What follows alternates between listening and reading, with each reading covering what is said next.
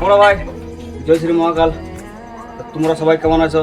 250 300 সবাইকে বলছি বড় ভাই, আর ভালো না থাকলেও ভালো থাকার চেষ্টা করো।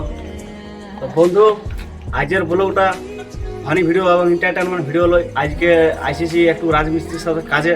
দেখো বন্ধুরা, ভিডিও করতে হবে, দু পয়সাও করতে হবে, সময়ের সবই দরকার। তো যাই হোক, যদি ভিডিওটা ভালো লাগে সবাই একটু লাইক করবে, সাপোর্ট করবে মিডিল ক্লাস বইকে, ঠিক আছে?